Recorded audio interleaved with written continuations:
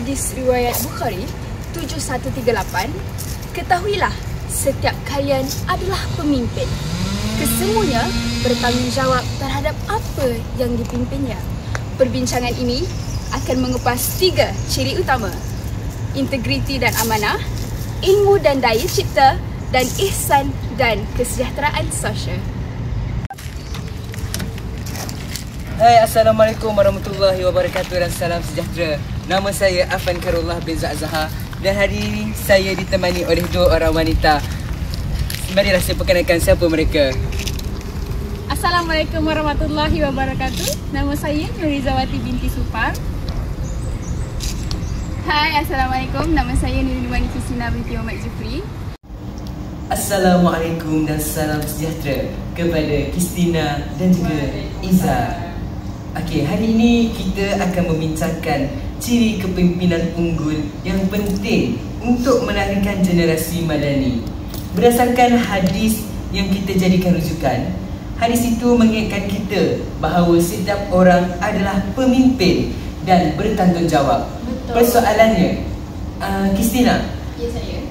apakah ciri paling asas yang mesti dimiliki oleh seorang pemimpin madani? Ya, apa tu saudara Kristina? Bagi saya menarik soalan tu.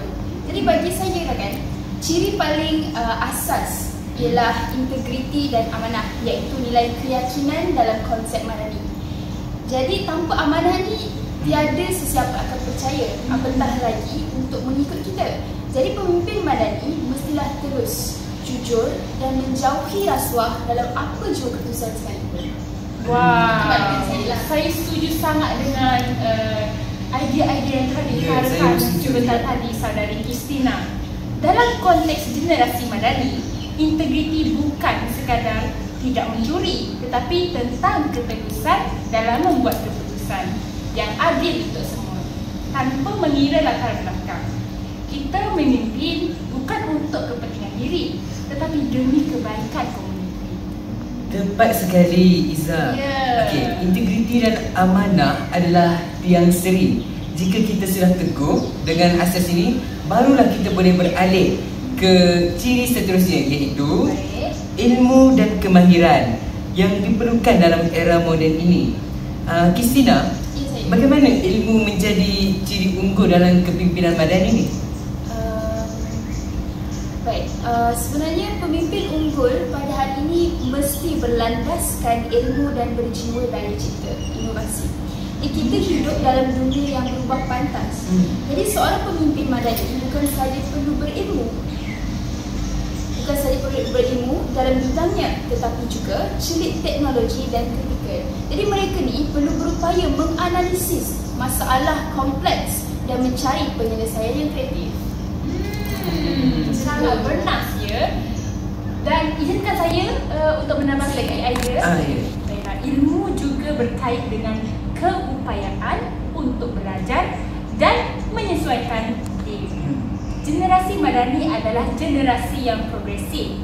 Kepimpinan yang unggul adalah kepimpinan yang sentiasa mencari cara baharu untuk menambah baik keadaan, tidak terperangkap dengan kaedah lama semata-mata. Jadi bagaimana pendapat saudari Afan dan saudari Kristina? Kepimpinan ni memerlukan kebolehan berfikir secara kritis. Betul, semestinya.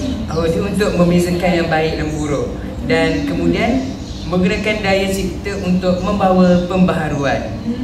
Okey, contohnya lah kan, pendidikan yang inovatif akan menggunakan teknologi untuk menjadikan pembelajaran lebih inklusif.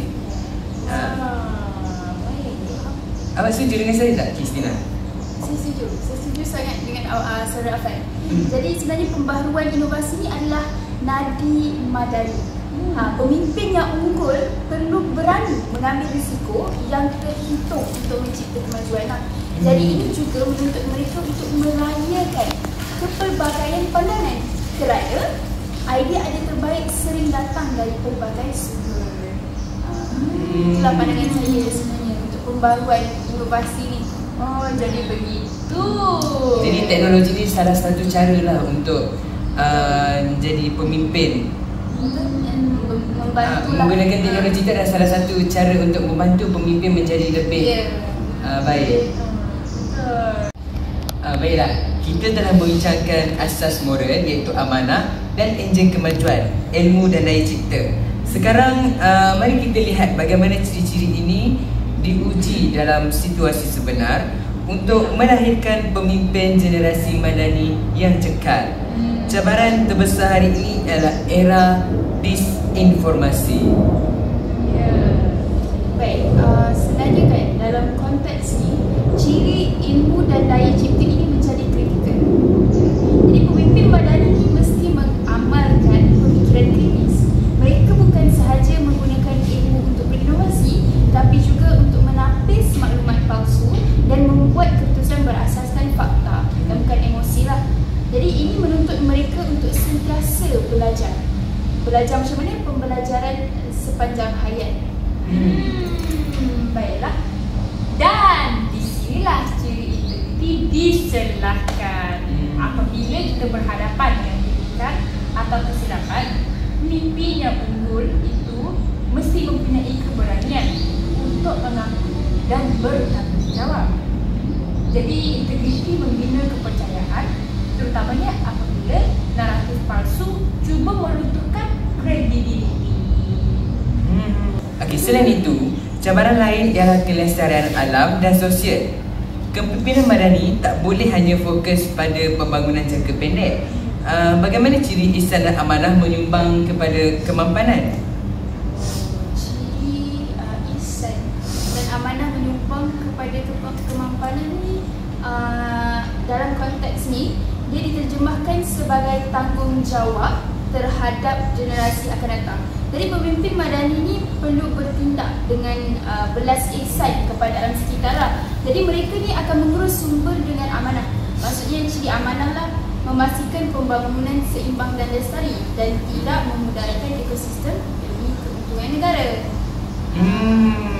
Itulah ciri ihsan dalam tanggungjawab terhadap generasi akan datang. Baik. Iza, awak setuju tak dengan pendapat Christina? Ya, saya tak setuju. Sangat benar, sangat betul.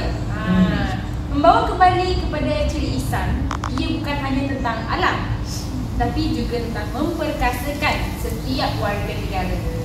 Kepimpinan unggul ini, kepimpinan unggul madani melihat setiap individu sebagai aset, bukan liability, dan berusaha mencapai peluang yang adil dan saksama.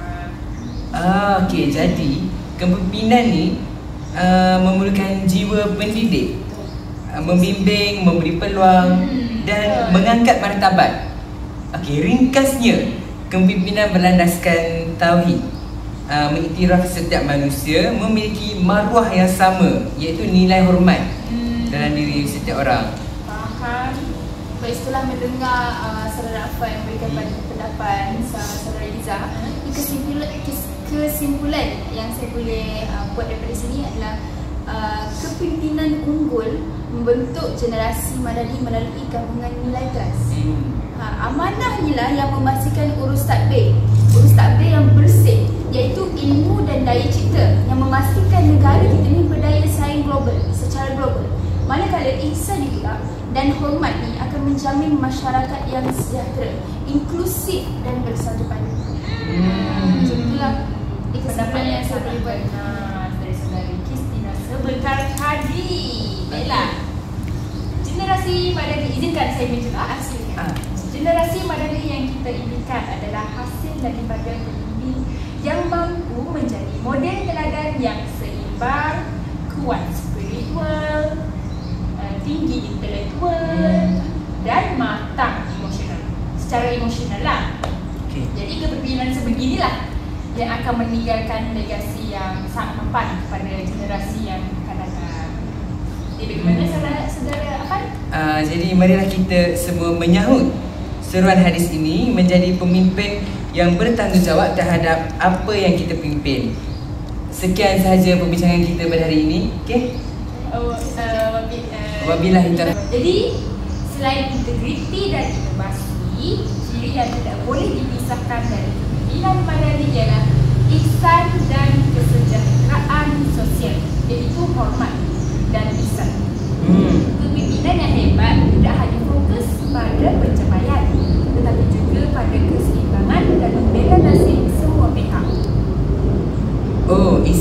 bermaksud pemimpin mesti ada rasa belas kasihan dan peduli ke? Betul, saudari Afan.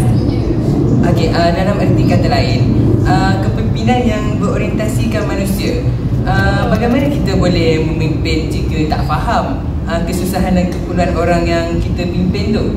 Saudari Christina, sebenarnya kan Ihsan pun membentuk budaya saling menghormati dalam masyarakat yang maju. Jadi seorang pemimpin madani ni mesti menjadi jambatan memastikan kesejahteraan dan keadilan dinikmati secara saksama. Jadi kepimpinan jenis ini akan membina perpaduan di mana perbezaan diraikan, bukan dipolitikkan. Itu pandangan saya lah. Sebenarnya Faham. Sangat bernas pendapat yang telah diutarakan saudari Christina sebentar tadi. Jadi izinkan saya untuk menyimpulkan perbincangan kita pada hari ini. Kesimpulannya, untuk membentuk generasi madani, kepimpinan unggul mesti menggabungkan 3 ciri utama ini, iaitu integriti dan amanah sebagai asas moral, ilmu dan daya cipta sebagai daya penggerak kemajuan, dan ihsan dan kesejahteraan sosial sebagai roh kemanusiaan. Bagaimana saudara Afan? Ya, tepat sekali. Setiap daripada kita ni sebagai pemimpin di peringkat masing-masing bertanggungjawab untuk meneladani ciri-ciri ini. Dengan kepimpinan yang berteraskan nilai-nilai ini, barulah kita dapat memastikan generasi madani yang berilmu, beretika dan berdaya saing akan terbentuk. Sekian perbincangan kita pada hari ini. Terima kasih. Wabillahi taufiq wal hidayah. Wassalamualaikum warahmatullahi wabarakatuh.